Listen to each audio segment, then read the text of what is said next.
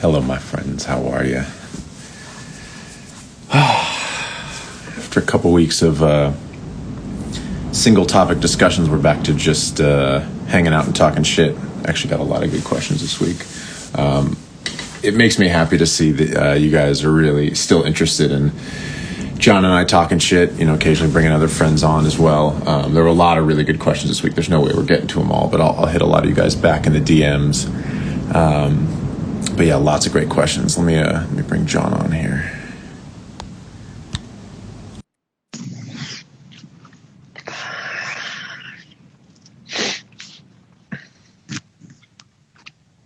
Hey, buddy. How have you been? I feel like I haven't seen you in like 3 weeks, even though it was a week ago. It's been a long week. It's been a long week. A long week for you too, huh? Yeah, I thought work was going to kind of slow down, and I was kind of into that, and then it hasn't. So I'm just going hard for one more week. Also, don't mind the hair being under. It's a disaster. Yeah, you've got the hardworking studio guy look instead of your very dapper post tennis look. You're adding credibility to everything that we do right now. I went for a bike ride this morning instead of tennis, and then I started mixing at 8, I think, today as well. Dang. Wait, so you went for a bike ride before 8? Yeah. How early are you getting up? Today was 7. Damn. Quick espresso, meditation, bike ride, 30-minute bike ride, mixing by 8:15 today. That's amazing, man. And how late do you think you will go today? I don't know. Hopefully not after dinner. I have 2 more songs to mix today, and then I'll spend Wednesday and Thursday doing notes and wrapping them up, and then I'm off Friday, hopefully for the rest of the year. Yep. Hopefully, yeah, we'll see. That's about my schedule as well. I had a session yesterday. I got a session tomorrow. Actually, I got bits of things. I got Spider and Rory coming by to do the last bits of tweaking on the setup here. I think Thursday. Nice. Yes, the Unfucker Studio. Shout out to those guys. Nice. I think one other thing, and then I'm just finishing production stuff. But we should also talk about this early on too. Tomorrow night is the last live recording of Conversations for the year. We're going to take 2 weeks off.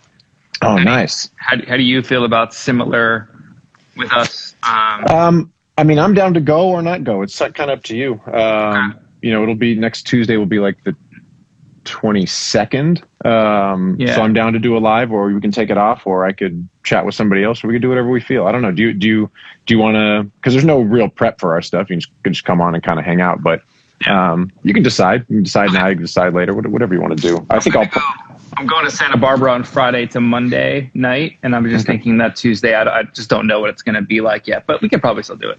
I'm still going to be in LA on Tuesday, and then I'm going up to the Bay on Wednesday, I think. Okay, makes sense. So I'll be at my house. I'll be here doing the same thing I always do, which is make tunes and maybe go live. So cool. We can just check in. I could also do solo or chat with people on here or answer questions or do whatever. We'll figure it out.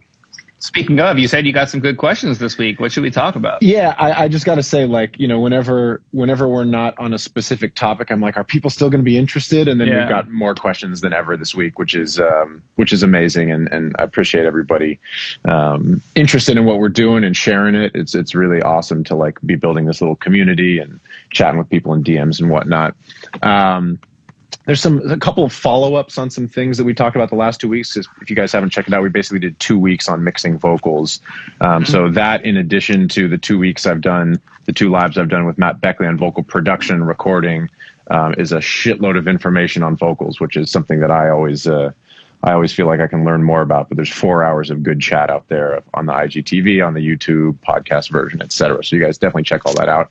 Let me just actually jump in on this week has been the opposite of some things that we've talked about in my perspective, where we talk about the clip gain, and I'm talking about doing all these things, and you always push back and say, remember, John is getting processed vocals, so he might be doing less of this or whatever. Yeah. Well, I mixed the whole EP this week. I'm almost done. Everything was raw and delivered to me mono. So every vocal was, oh my God. First of all, I love the artist, so it's a it's a pleasure to work on her voice, but it's just raw. So that's just like waveforms, like like all over. So I practiced what I've been talking about, and I didn't have a compressor on, and I clip gained, and then I put my Unfairchild on, and then I just did everything that we talked about from scratch. And she is loving the vocal, and it's just everything was hand fucking done. It's just want to throw that out there that it works. And was it a much more involved process than usual? Hours on vocal. Hours on a single vocal. On a single vocal. That's really good for people to hear, I think, because I know that a lot of people are like, I record my vocals and then I'm supposed to do what with clip gain? How do you do that quickly? And it turns out you just don't do that quickly. You don't. It's again, like we talked about last week, these are not shortcuts, long cuts or whatever the opposite of shortcuts are. It's like, this is the thing that separates someone who just quickly throws a compressor or the regular vocal chain and doesn't touch it versus the Johns of the world. It's a soulful performance, and it has to be dynamic, but also I want to hear every word. So it's the perfect opportunity to leave dynamics, but control the flow of it with clip gain. And it was actually a lot of fun. It's a little bit, last project of the year, and I thought it would be maybe like an easy stem session and, just go in and tighten it up a little bit. But it's been a super creative process. Like, oh, hey, I like the vocals to be a little bit more raw and dry, but on backgrounds, feel free to make them trippy and ethereal and do all the things. So I'm getting to, add some drip, which is nice. And that's not always the case. I think the AirPods with your hoodie are making the dynamics, are making it a little scratchy. I don't know if that's... Nobody wants to see my hair today, but... Oh, your hair is fire. That's Jesus. You look like a fucking reggae rock star. I love it. It's fucking dope. So basically, the point is, like, at every part of the process, you're going to have to do some nitpicky, volume riding, whether that's clip gain or volume fade or automation or whatever you guys would prefer to do. And that's, by the way, all these little nitpicky, nuanced, detailed things, that's one of the things we're here to talk about, is that understanding how to do that stuff is what's going to make your shit that much better than people who don't do it. I mean, that's, the secret out there is, I heard this a long time ago, and now I don't know who to attribute it to, but it's like so many things in life. It's simple but difficult. The simple answer is spend the time. Yeah. Just spend the time and be nitpicky with the gain of the breaths and the attacks and how dynamic the sound. And one of the questions here, Stereo Intellect asks, how much dynamics do you leave when you're clip gaining? And the answer is you make it how you want it to sound. And it's not the only way you control dynamics. And maybe you'd put a saturator, maybe someone would put a little bit of compression for the sound of it. There's different ways to do it, but the idea of clip gaining is controlling the dynamics however much you want to control the dynamics. Exactly. And that's the answer. And it's good to hear that. I think it'll be good for people to understand that you did it with a purely raw vocal, and the shit takes time. Yeah, I mean, I usually can mix 2+ songs a day when things are delivered to me not in that fashion, and I've been doing one a day. And it's long, like 6 hour minimum. I think that's really important. One of them took me 12 hours, and it hasn't happened most of the year. Somebody asked in the chat, I think it's a good question. Do you have an assistant do some of that? Are you doing some of that? Is it a team effort? Are you doing lots of it? He's sitting behind me. I wish he would have done some of it on this one. I'm not sure why he didn't. But it's the end of the year, so are you firing him right now? No. I'm not quite sure why that wasn't partially done. I didn't ask. It's the last gig of the year. I'm a little tired. It's fine. Yeah, but usually there's help. Usually there's help. But yeah, good to hear that's it was a good record to dive into and help sculpt the sound, and it's exciting. That's cool. I'm excited to hear it. One of the things that has happened in the last couple of weeks, I've gotten a number of discussions both on the Live with Matt Rad Clips channel, which is Live with Matt Rad on Instagram. A lot of you guys are asking questions, then I'll send people clips for things we've already talked about. So check that out, because we have lots and lots of clips from the now 30 discussions that we've done on different topics and different ideas. But you know, on the vocals, on the discussion about vocals, there seems to be a lot of chatter about the CLA plugins, Chris Lord-Alge generally. I got a question today that was sort of funny. Let's go. That I want to get into. Iggy asked, do people hate on CLA plugins more because of the plugin performance or his personality? And I want to say a couple of things real quick. Chris Lord-Alge is one of the greatest of all time. He's like a proper GOAT. He's mixed some of my favorite records, that rock compressed sound from fucking Springsteen to Green Day to Switchfoot to the fucking Batman soundtrack that Prince did, to the Rocky sound. Like, he's been such a big part of so many amazing sounding recordings. And he's got an intense personality. I think he's mixed one thing of mine, and I've met him maybe once or twice. I don't know him real well.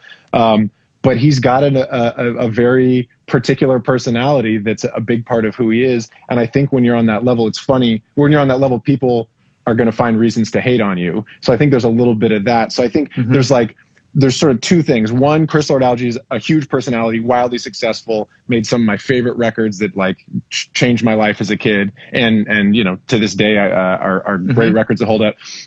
And then we're talking about the idea of all-in-one plugins. So I want to talk about the former, which is he's great and people are just going to hate on you. I watched the Bee Gees documentary last night, which if you haven't watched, or if anybody out there hasn't watched, watch it. It's HBO Max, I think. It's so good. I'm not as familiar with their catalog as I am with so many of the other people, so many other artists on that level. So it's really interesting to watch. And there's a great moment where I think it's Chris Martin's on there, and he talks about receiving hate because, of course, the Bee Gees were like a 60s pop vocal group in the vein of the Beatles, kind of coming after them, and then they became the poster child for disco, even though that was one small part of the many things they did, and they got so much hate. And so Chris Martin talks about, he's like, look, if you get big enough, people are just going to hate you. If you make something that's huge, enough people out there are just going to hate you because you're huge, and there's nothing you can do about it. And you know, Chris Martin may be the perfect example of that. Like, the amount of Coldplay jokes that are in popular culture and movies and shit is just so. Anyway, when you get to that level, people are going to hate on you. Is that the title of the new Cardi B single? Hate me because I'm huge. Hate me because I'm huge. I mean, it fucking should be. It should be. But that's exactly it. You get big enough, people are going to hate you. Or that's a good point. Or I'm glad we're putting Chris Lord-Alge in the same context as Bee Gees. Well, but in the mixer community, he's one of those guys. He's been around for decades. He's won Grammys. He's changed the sound of music. He's partially responsible for the super compressed loudness war stuff that some people love and some people hate. And and for someone that hates that now, I listened to everything he did and tried to figure out how to do it. So I understand. So the other side of it is the idea of all-in-one plugins, which is, I don't actually have any negative feeling towards them, but the people that are watching this and people like you and I, and what we're trying to accomplish is the level beyond just taking something that's doing everything for you. So if something is an all-in-one plugin, we want to separate those things out and encourage people to think about, what are the components you're doing? Why are you using them? There's better ways to do it. Create your own chain that does something simple, So they're two different conversations there. But anyway, I wanted to say some stuff. I love all of that. I agree with everything you just said. I have negative feelings against all-in-one plugins, but I do too. But you said it perfectly. I mean, we want you to understand what each of those components are doing and how to do them individually so you can create your own chains, but really to help create your own identity. When you put a CLA vocal and you boost the treble, it makes everything sound the same. I mean, every vocalist with that same treble basically starts sounding like one another. And oh my God, Alexander, it's hilarious. I've never used that plugin. So I'm not. Why ride the vocals when you can use the Waves vocal writer? Yes, that's great. So fucking good. I know it's just hilarious. It's very timely.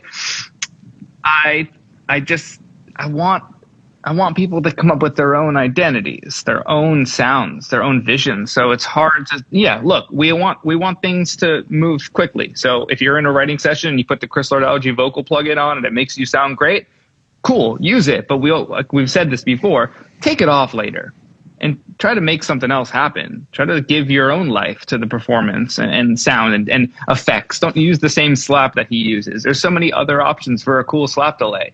You know, there's just so many options. We always talk about minimizing options as well, and giving yourself some kind of limitations here. That's the opposite of that. That's just like way too limited. I just, you know, I have very negative feelings towards it. I don't think they're helping anybody. I think they're helping people be lazy, honestly. I think they're helping people who don't want to worry about it. Yeah, and that's lazy. Find someone that'll worry about it. Find someone that's going to worry about it. Or if you're just a songwriter and you're like, I just need to get my song out and this is what I do, and I haven't taken the time to learn technical stuff. It's a different conversation. But it just starts homogenizing vocal sounds. I mean, it will make everything sound like everybody else. And if you're chasing, we talk a lot about career arc. If you're doing the thing that's already established in a simple way that everybody else is doing, it's going to be harder for you to have a long career where people are hiring you for your taste if your shit sounds like everybody else. And it's important to learn, like you said, you listened to and dissected and tried to figure out what Chris Lord-Alge was doing for decades, but there's already a Chris Lord-Alge. So I could never do it like he did. Yeah. So you gotta learn how to do things on your own. So there's nothing wrong with using these things. And by the way, you talked about the other week with, Tony Maserati, your friend and mentor, has a set of plugins as well. And you love to watch him use the vocal plugin that he has on a piano, or, using things in different ways and experimenting and using them as tools, not in the way that they're intended, is also an interesting way. But that shows that they don't use their plugin designed for the thing that they designed it for on the thing that it's designed for. Yep. There you go. Cool. What other questions? That sounds good. Let's see. This is a pretty easy one. We've talked about it a little before, but I think it's maybe worth just throwing out again. Brendan asked, do you have revision limits? I generally don't get many revisions, but occasionally there's one producer artist. And I think the answer is no, never. Never. Yeah. Wait, you occasionally get revisions? Good for you. whoever that is, good for you. I'm not version 1 mix god or whatever some people think of some other people. I like revisions. I like collaboration. So I think that it genuinely tends to make the final product better when artists feel more attached to the communication and collaboration of it. And every once in a while it's nailed, or the vibe. I mean, the vibe should be nailed on the first pass, so you can make revisions and notes from there. If that's not nailed on the first pass, then maybe you're not the right fit or something. But you know what I'm saying. And the dirty little secret of experience, or that experience gives you, is that it turns out when you think you have at least, especially on a production level, and maybe slightly less so on a mix, but on a production level, when you get notes and you're like, but I thought I nailed it, almost every time, the vast majority of notes and feedback make the song better. Yeah. Because it forces you to make different decisions and try things. Exactly. And you go, oh, I did make that chorus bigger, or the vocal wider, or that ad lib really is better, and I wouldn't have thought of that if I didn't get the note. And then the other thing I want to say, which we've talked about before, John, you are, of course, one of those people. My experience, I always tell this story, and now, of course, I can't remember if it was a Little Mix song or a One Direction song or what, but getting a call from the label that they were on mix revision 15 or something, and they couldn't get the guitar background vocals right or something. And then so I got on the phone with Serban and, oh, are you still there? I'm there. You're frozen. I'm frozen.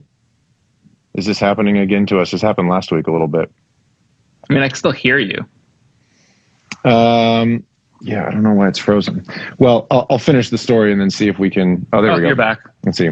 Someone like Serban, you just do 20 revisions if that's what's necessary. And look, if you do the job and you crush it and you go out on a good note and you get it done, and then if in the end you don't want to work with those people in the future, don't work with them in the future if you don't want to do 20 mixed revisions. But that's part of the job. The job is to, and mixed revisions are not that hard. It's not like you go, give us a whole new mix on mix 12. It's like, turn this up a little bit, turn that down. Revisions are not that hard. No. So I think the answer is there's no limit to mix revisions.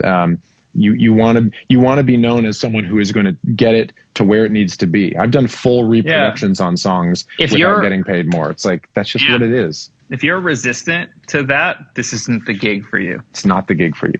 This is as you can tell by the proliferation of conversations like this, the ability to produce records and make records on a laptop, things like Splice, like everybody can make records. The thing that's going to separate you on a career level is being easier to work with, doing great work, having your own sound, and going all the way to mix revision 25 if that's what's necessary. I mean, I'll throw in like one caveat though. I think if you're at mix revision anything and the vocalist wants to recut the vocal and it's a whole new vocal performance, I ask for more money for the time. I ask for added studio fee because that's a whole remix. If it's a new vocal, it could be a different mic.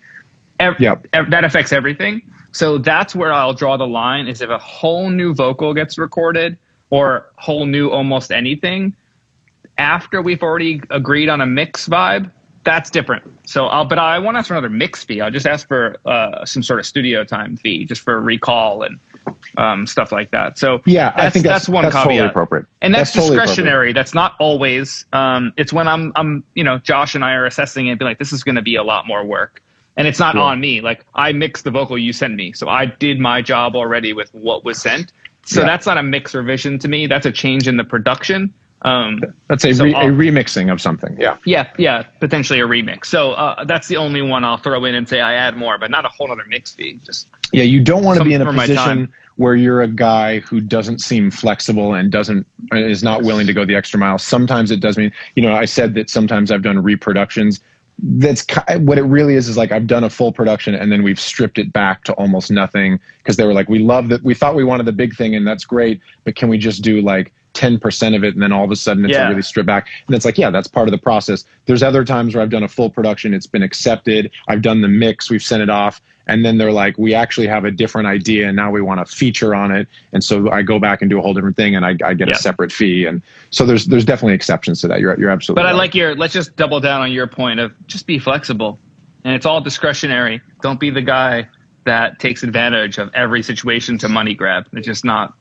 As always, nobody likes that. So much of our job, producing, mixing, anything in that realm, is about servicing the creative vision of someone else. And you got to put yourself in their position and go, if I'm hiring people, I don't want to have I want to have all the confidence that they're going to go as far as it needs to go to get it right. I don't want to have to worry about paying a little extra if I want to then turn something down, or 3 weeks into living with it, I decide I actually don't want that shaker and that part and I want to strip it back. Like, you put yourself in the position of the artist and you want to be the person that the artist wants to hire.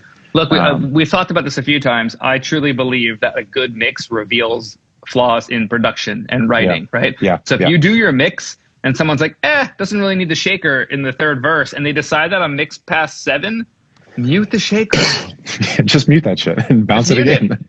And also make the discretionary choice during it. Maybe the hi-hat that comes in on the third verse was to thicken up the shaker, but you thickened up the shaker. Maybe you don't need the hi-hat anymore, and the hi-hat can come back in the hook.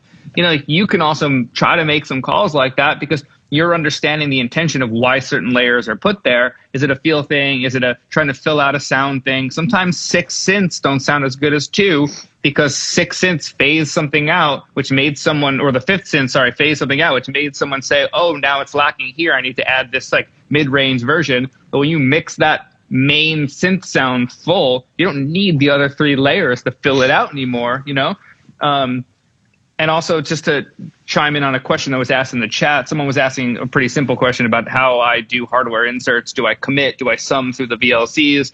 I put the VLCs on for this reason exactly. If I have 3 synthesizers and I put them all through different ones, I have a set it and forget it type attitude on my 12 inserts, where some of them have more low mids, some of them have more high mids, and I know which ones have what flavor, which pair. So if I see there's too many synths, I'll send the main one to the one that does the more thickening, perspective on it and see what that does. And sometimes that lets me mute other things. So that's something in arrangement, that's something in revisions, but that's just something in intention, right? So that's what we're always talking about. And I think you could cut yourself a few revisions by really trying to go deep and understand why someone put a part in a certain area. But always be flexible. I don't know. It's creativity. It's a creative process. Yes. Yeah. How not be, you know? And somebody, I was going to say the next thing, is somebody mentioned in the chat too, do you ever send multiple versions? I think it's especially true with production where somebody's like, hey, but mixing as well, where it's like, hey, I want this. And I go, okay. And I have a way that actually isn't what they asked for. And it's clear that it's not what they asked for, but I think it's better. I'll send 2 versions. I'll send the thing that they wanted. And I go, but I also did this because I think this might be a little bit more of what you're feeling. And inevitably, just being able to hear both, they'll pick the one that I chose, because that's what we're being hired for, is to translate what they're feeling and trying to achieve into, you know, sometimes people will be like, I want the chorus bigger. Can you turn up the vocal? And as you and I have talked about, usually it's some other EQ thing or ducking something else or making space, or it's just a particular word that's not popping out or whatever. So that's really our job to do that, to parse through those notes. I think multi-versions is an interesting subject to touch on for a few minutes. Yeah, please.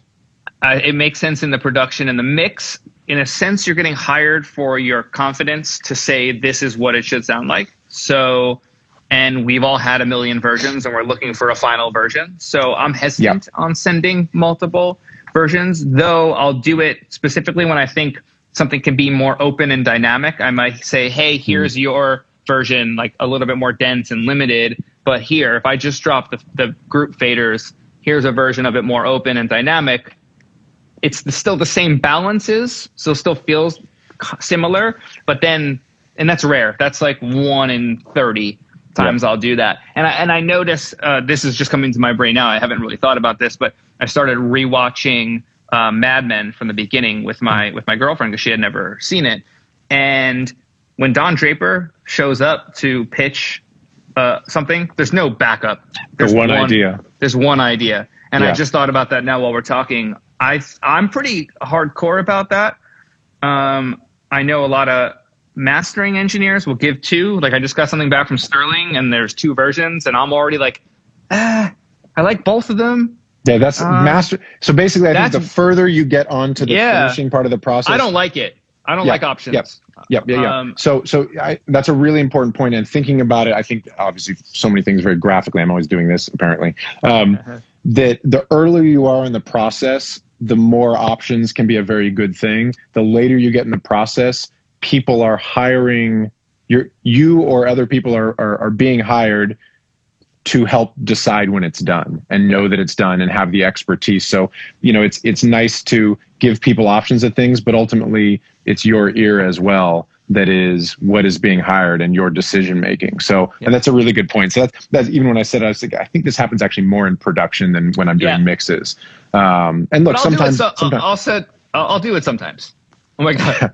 I send no versions. I love Mike. No versions. What else? Okay, let's see. We've mentioned this before when talking about gear and priorities of gear. Brian asked, what computers do you guys use? Because you've talked about, you know, the idea of one that plays back without playback stops. The best one you can get, basically, is the answer. I have an iMac Pro. I think it's 12 core, tons of RAM, and bunch of flash memory built in. I don't know. It's good. It doesn't have any issues. I just have a maxed out 2019 MacBook Pro. It works great. I use an external screen so it doesn't get too hot. These motherfuckers get hot. Yeah. But yeah, the computer is a super important thing. It's it's like having, I don't know, making sure the power is always on or something. I think even before monitors, like you got to get something that actually runs the programs. Alexander, thanks for speaking for me. I don't use headphones. Yeah, I don't. I was actually going to poll Instagram on what's a good pair of headphones just for enjoying music. And then I was like, Bluetooth headphones. I already got my AirPods. Cool. I'm good. Yeah. I don't know. Somebody said open back versus closed back for recording. It's got to be closed, right? Closed open back just means there's feedback, there's bleed. Whoever said I suck at mixing, don't say that. Just figure it out. Practice. Don't say that shit. You don't suck. Just keep going. You just don't know how to do it just yet. You'll figure it out. 2 questions that I think would be cool to touch on just which we've talked about before, but also will be a nice segue, because I think the other thing I haven't talked to you about it, but I would love to do a whole episode on meditation. Oh, sure. Why don't we do that next week as like a end of year one? We could definitely do that. I think that's a good call. I'm by next Tuesday we'll have hit my 60 days in a row of an hour a day. Nice. Yes. For those of you wondering what I'm cryptically tallying on my story, I've been so proud of you every dash. Hey, Evan, who's my old friend, who is a meditation teacher and Buddhist monk and amazing human who I saw a few weeks ago. Yeah, meditation we talk about next week. But so the reason why that is it's not a great segue the way I just did it, but there's two questions here. Zach asked ways to keep a stressful session positive, upbeat, and productive. And then Eiler asked, what are your best practices and habits that keep you mentally sharp? So obviously meditation's going to be one of them, having sort of a... No sugar. Really? That's probably a big one for you, huh? Yeah, ketogenic diet. Most of the time, it's been a little bit rough in December and November, but no food comas, basically. Just no insulin peaks, spikes, ups and downs, plateaued energy at a moderately high level. I mean, eat a slice of bread and then 3 hours later, see what happens, and be mindful of what's happening 3 hours later after the insulin spike and comes down. Like just be mindful, and you'll understand what I'm talking about. Yeah, refined carbs of any sort will do that to you. Any glucose, any spike in insulin, not refined. I mean, a piece of fruit's going to do it. So I'm not saying don't eat fruit, but I mean, I don't eat fruit. But I mean, a sweet potato would be a little bit different, right? Because it'd be a slower... It depends. Now we're gonna be diet experts, which I love. No, not experts, but I mean, this is. Oh yeah, I know you. I care a lot about this for 5 years. Yeah, there's slow onset carbohydrates, and yes, refined sugar is different, but the body sees sugar as mostly the same thing, glucose, and the body sees too much protein as the same thing too, depending on your physical activity. So. Too much protein is going to get broken down into glucose. So that's a way to keep yourself mentally sharp. I'm just giving examples. Absolutely. So it seems like, when and part of the question also was best practices. Stressful sessions. How do you keep them positive, upbeat, and productive? Breaks we talk about a lot.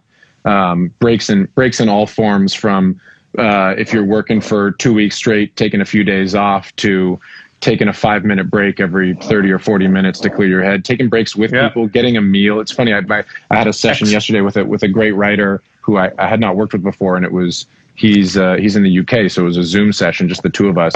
We got on great, very similar taste. We're hitting a good stride. And we got to that point in the song where it's like, we have a great chorus, got a great lyric. We're both invested emotionally in it, got a great verse. We kind of need to figure out this pre-chorus thing. We can't sit together and play it, which is really what we would do.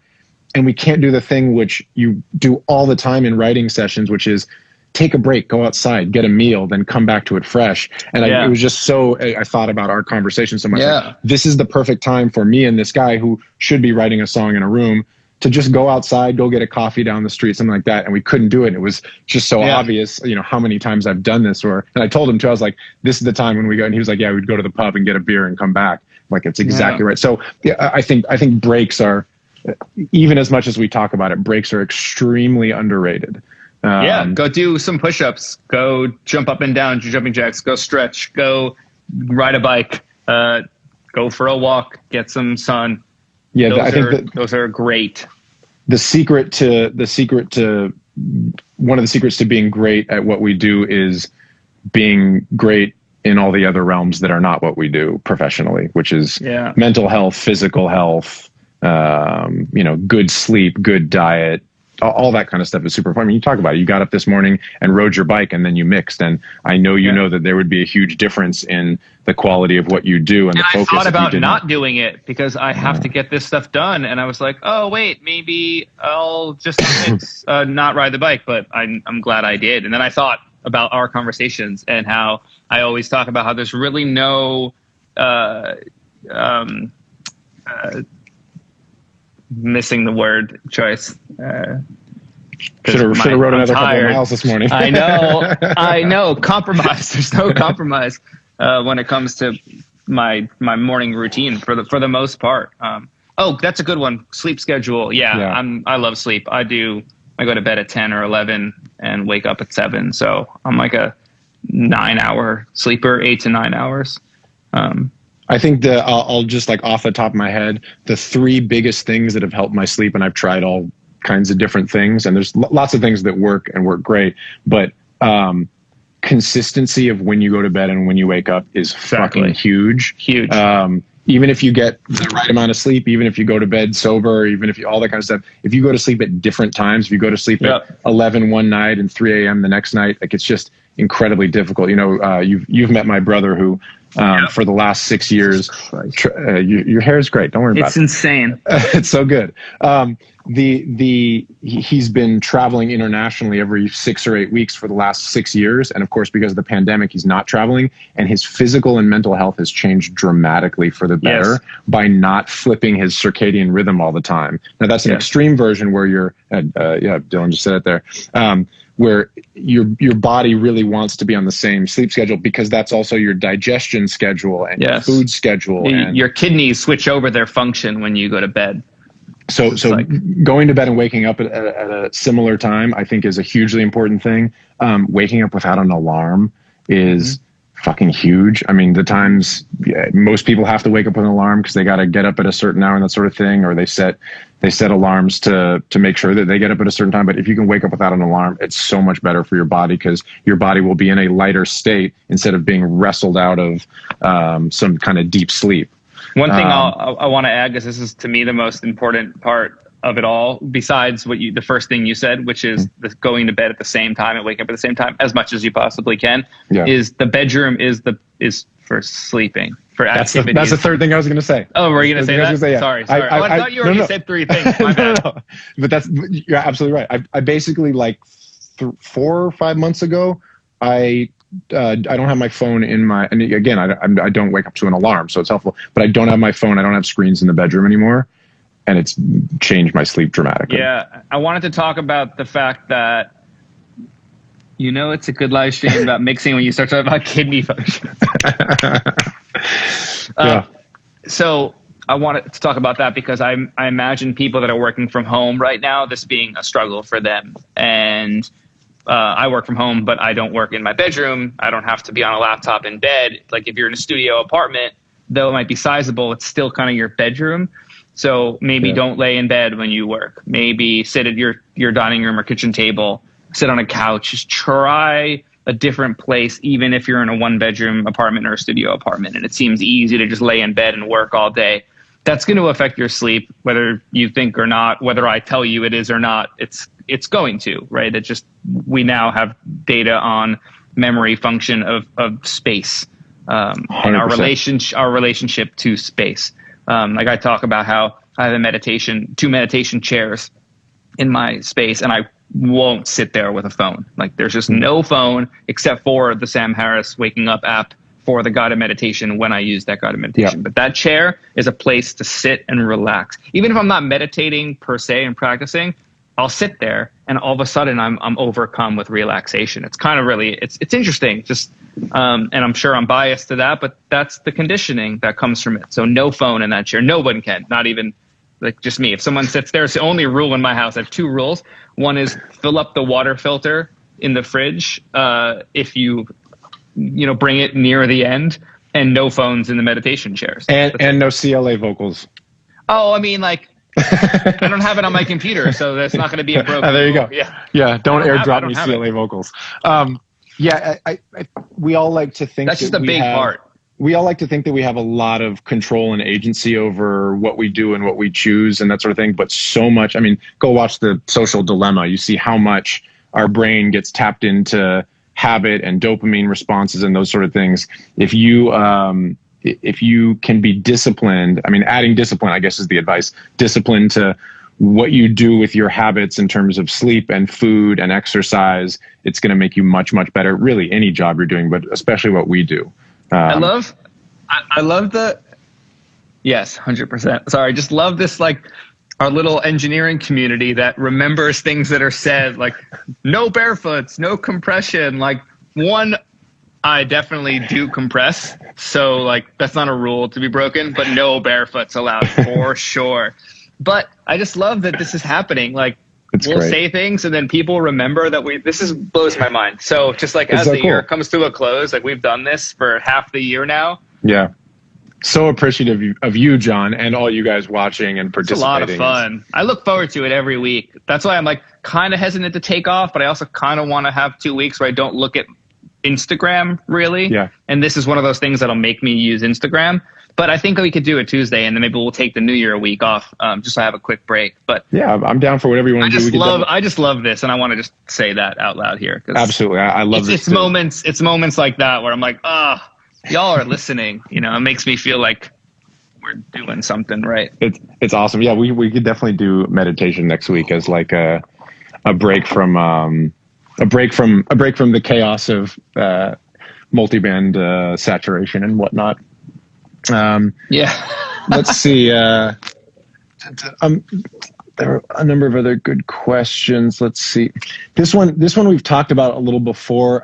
I'm not sure if we want to get deep into it, but it's sort of like end of the year, and then maybe we'll be off the next couple weeks. Several people, Jake, Marv, Tull, I'm not sure if I'm saying that correctly, has a umlaut over the A.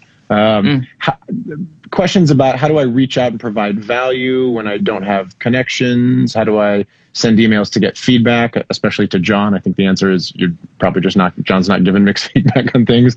How do we make connections and network? I mean, we've talked about it generally. We've talked about it a little in the context of the pandemic. Maybe like my overall thought on it is, one, it's a grind. It takes time. It's hard. Both Jon and I spent more than a decade without getting much success or really making any money. Maybe even more if you count, it was almost 20 years from age like 11 to about age 29 before I made real money as a record maker. And these things take a lot of time, and you really got to love it with a lot of people saying no and not giving you feedback. That's part of the process. The other thing I would say is that, trying to provide value. That's the big thing. I mean, if you say, hey, will you do this for me, big mixer, producer, whatever, like, what is their incentive to just help random person with their career? And not that we don't have big hearts, and one of the reasons we're doing this is try to give back, but like, it's hard to give individual opportunities to lots of people because we're not out there hiring all the time, and we don't have unlimited time. And as much as we want to help people, it's, how can you guys provide value? And I think a big part of the answer is build your own network of people and do amazing work. And then you just keep doing it. It's, again, simple but difficult. It's like, challenge yourself, do great work, find other collaborators, do more great work, and then just do it for the rest of your life. And at some point it'll catch up with you. I mean, there's all kinds of things about, I do agree with the kind of Gary Vee approach of like, just be relentless. The old thing was give out 1 million demo CDs to everybody or demo tapes. And now it's maybe do 1 million DMs. I mean, I'm responding to people in DMs. I don't have the opportunity to hire a bunch of people, but I'm giving feedback. You can hit me up. I'll do my best to respond to everybody. But I also am in that mode right now. And maybe in a few months when I take on a big project, I'm not going to have any time for that. And I think you got to go out there and just try to hit everybody up. But really you got to do great work and find your people and build it from there. And it's a slow process. I don't know. This is the perfect place to be honest. I don't really respond. I'm resistant to overuse of social media at this point in my life. It's just occupies a lot of time, whether it's 30 seconds here and there or an hour for something like this here and there. It's something that I'm openly trying to mitigate my usage of it. And I don't even use it that much. I'm below an hour a day. It still feels like I don't want that to be a part of this. I do like human connection. I'm a bit more interested in isolating most of the time. The pandemic hasn't been that terrible for someone with a personality like me. I do my best to check in on people, but I'm honest, I'm really not good at being responsive to people that want mixed feedback because, look, I mean, my clients are paying me to mix their records. So I am doing as much as I can to give them the priority because that's my job. And that's why I'll never exchange currency for cooking. And I will cook as a gift all the time because I do need something pro bono and out of gratitude in my life. But music has slipped from that point of my life. And it's mostly for money at this point. It's still a love. It's still, and I'm just being as transparent as possible because this isn't a full extreme. Like, I don't do it only for money. I love 90% of what I worked on this year. I genuinely want to be a part of. And then there's 10% that's like, yeah, I did that for money to support my team or whatever. But the feedback part of it, that's what this is for. I'm trying to give people techniques and understanding on what it's like to be in the world, because I and you, we had mentors. And a lot of people most people won't have mentors, and distant mentorship like this is better than me telling you your bass isn't loud enough. You know, granted, that's not going to be the note that I give because I just don't know how to give a note like that. And it would be different, but every now and then I'm going to give feedback, but meet me somewhere halfway. If we run into each other at a coffee shop when the pandemic is over, and, you know, I met someone through a coffee shop that was an olive oil salesperson, you know, and I wound up giving him notes on a mix, you know, like we connected over olive oil, and then I heard that he produces and makes music. So I was like, yo, send me something. Like, I want to try your olive oil. Like, and we, you know, that's a real life version of this. I'm not checking my DMs every day. I don't want to. No offense. Like, I just don't want to. I don't want that to be a big part of my life when there's other people counting on me, and you know. Anyway. Yeah, and I think people, you just, from the perspective of someone watching this who's coming up in their career, trying to put myself in that, like, earlier in my career position, I think you just got to take a lot of shots. And Jon might not hit you back ever. I might hit you back in 2 months telling you I like the chorus and giving you some feedback on a song. Most people you'll never see, and maybe the DM will get read, and then you'll feel bad because they left you on red. Like, you just got to go through that process. But I love this good cop, bad cop right here. Jon probably won't. I might. Well, I'm enjoying that right now. But that's where I'm at. And like I said, I'm really enjoying that right now. I'm really enjoying the feedback from people, because I'm trying to build this thing in a way that's useful to people. And so the teacher part of my brain is just out there and activated right now. And like I said, it may be different in 6 months when things go back to normal. I assume we'll keep doing this, but maybe I'll be spending time on other things. And I think, you know, these opportunities will come if you go out and plant a lot of seeds. But again, it all comes back to the fundamental of, if you're trying to be a record maker, an artist, a producer, a mixer, a mastering engineer, whatever, you got to do great work with great people and build long-term relationships with them, long-term collaborative relationships. That's really the only way to do it. And it just takes time. And it takes time without getting the feedback of, oh my God, you're doing so great. Like, you're making almost no money and you're getting a little bit better than this last year. Like, nobody's going to tell you that. I guess I'm here to tell you that. That's great. Yeah. My mentor asked me those questions and told me that. Yeah. And by the way, you know, the idea of having a mentor, Jon and I both worked with, you know, other GOATs, like greatest of all time mixer, producer guys. But I also had lots of other mentors growing up, even people that were a few years older than me, or people that were in a band that I helped work on some songs and learned how to write songs from them, or learned how to play drums from my friend, or whatever it is. Like, find your mentors in your collaborations. That's what's ultimately going to make you a great record maker. Because, you know, there are a few spots of like being Jon's assistant or being my assistant or those sort of things, but those are rare. But and it's the minority of people. Just because Jon and I had versions of that doesn't mean that's the way it's going to happen for you, or the way it happens for most people, or whatever. I think by and large, it's get with people that you love making things with, and then just do it forever. Yeah, exactly. I mean, that the reality is, like, what are you, if you're trying to figure out how to crack the code of the music industry so you can make money, it's going to be a tough road for you. If you're trying to crack the code in the music industry because it's the only thing you love to do all the time, and wouldn't it be cool to make some money doing it? That's a different conversation. And that's really where you need to be. You got to love this shit. This morning, nothing would have made me as happy as feeling this groove come together between the drums, bass, and guitar on this record. Like, I love the groove on this record.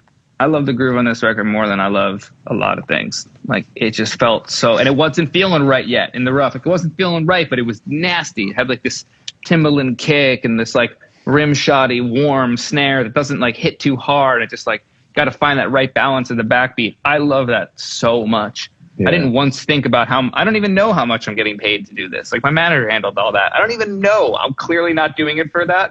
And I've been doing it for 17 years. It's about the groove. And one of the questions that someone just asked me is, for a beginner engineer, like, what's something that you would tell them? Like, listen. And I know that's general and vague and non-specific, but you got to listen to interplay. The reason why I get hired is because I understand how different elements of records are playing together.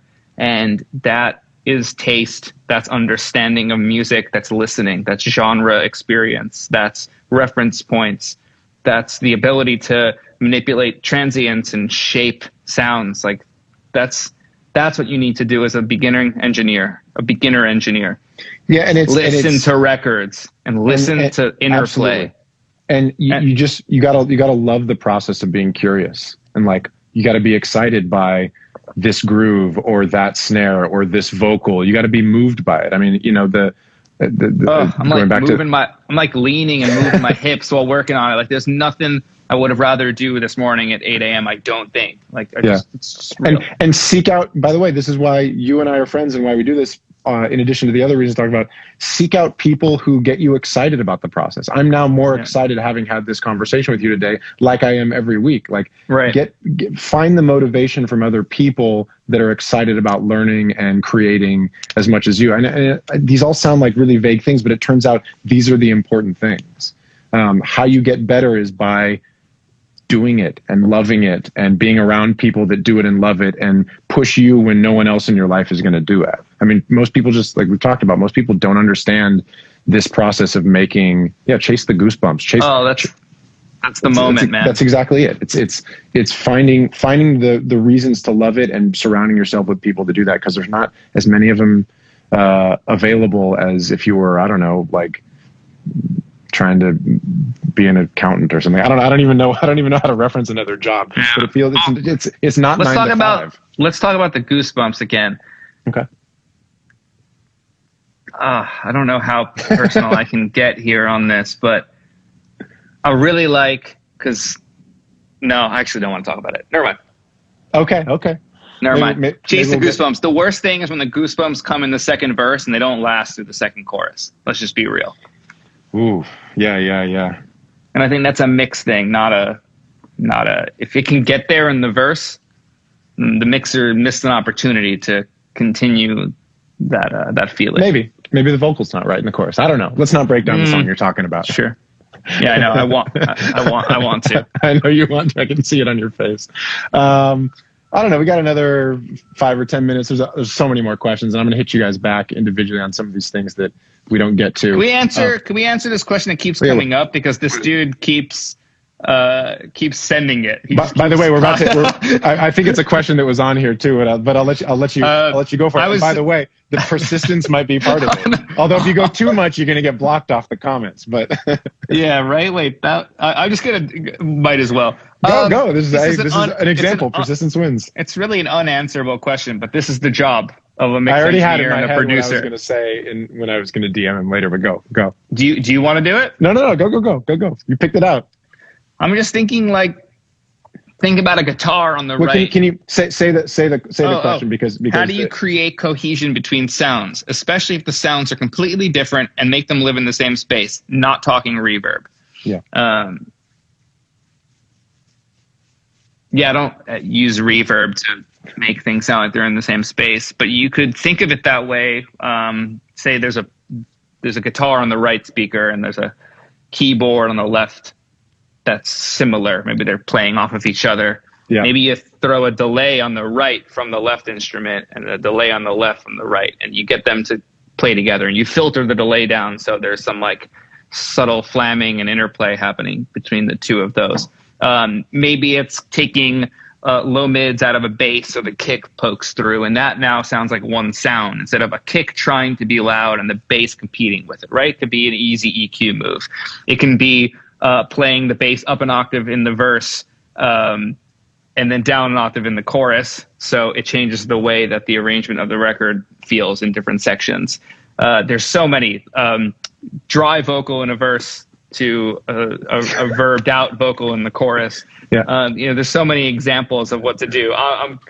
It's an unanswerable question. I know. I have to answer my version, which is what you're asking is, how do you make records? How do you make records? Exactly. That's what that question is. The question is, how do you take multiple sounds and put them together in a pleasing way? It's like, well, but it's a great question, but it's interesting to think about. I also, there's so many ways to answer it, because it's basically just saying, how do you make records? What is taking sounds and making them sound good together? And some of that's arrangement, sometimes it's mix. The other thing is I would actually look at it from the opposite perspective, which is, how do you make sounds contrast in a mix and sound interesting together? So it's not how do you make them sound together, how do you make them sound different and complement each other? Let's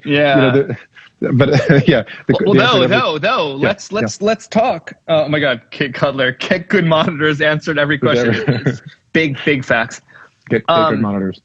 I think that I was talking to my homie Josh Murdy about this last night, because I'm mixing some stuff he's producing, and his rough mixes I always think are great. And we were talking about them last night. Everything sounds really in their place. And what he likes about what I do to the mixes is I make them feel like a record, which to him means what we're talking about. We're kind of like obscuring the clarity of things and gluing it together. And it made me think of a lot of our conversations where people are saying, what kind of compression do you use for glue on your mix? How do you glue? Like, how do you glue? What do you glue? How do you glue? It's like, well, I glue by feeling the record. And like, well, do we want the Wurlitzer to be louder here? That's gonna maybe add some glue. This is all, what we do on a daily basis and subjective. But the one thing I can say, a record feels complete, and a rough mix sounds like I could hear every part distinctly. I understand what this song could be, and a mixer makes it sound like a cohesive perspective and journey. And that's what I want to be good at. I don't want to be good at EQing bass. So when I think about beginning engineers and like that's why I'm saying, listen, don't practice EQing bass. It's like a weird thing to think about as a mix engineer. I know, because that's what you think our job is, but there's a lot of times I don't EQ the bass and I lower the bass. Yeah. And I work with its balance and its representation characteristically a little bit different than than I think you're taught in books or YouTube clips on how to. Granted, we're going to have a YouTube clip of this, so other YouTube clips. But the glue and the overall character of the 2-track, like the record, it shouldn't feel like 80 tracks anymore. It should feel like 2. And sometimes your job as a mixer or producer or whatever is to take something that's too dense and not clear enough and clarify the elements. So really what you're doing is you're trying to make it sound the best. And sometimes that means you're making things complement each other better so it feels like a more cohesive whole. Sometimes it's too clamped down with limiting and all that sort of stuff, and you're actually making it more dynamic and opening it up. The answer to the question is do it for a really long time and listen and be curious and surround yourself with people who inspire you, and do it for a really long time and try to make connections and have a career. And good monitors. And good monitors. And get good monitors. After you get a working computer, spend your money on good monitors, because if you can't hear it, then how are you going to know what to do? We're at about an hour. Is that a good place to stop? Yeah, it's great. Get good monitors. This is so much fun every week. I'm going to hit a bunch of you guys back on the DMs who save your money. Save your money. Stop buying lattes and make your coffee at home for a couple of years. Yep. Don't buy barefoots, and get yourself a good pair of speakers. You don't need a latte today. No, you don't need a latte today. You just don't. John, love you. We'll talk about meditation next week. Love you too. Yeah, let's do that. Last of the year. It'll be a lot of fun. Thank you guys for participating. It's always awesome to see you guys in the chat, and always great to see you, John. Love you very much. Love you too. Talk to you soon. Peace, guys.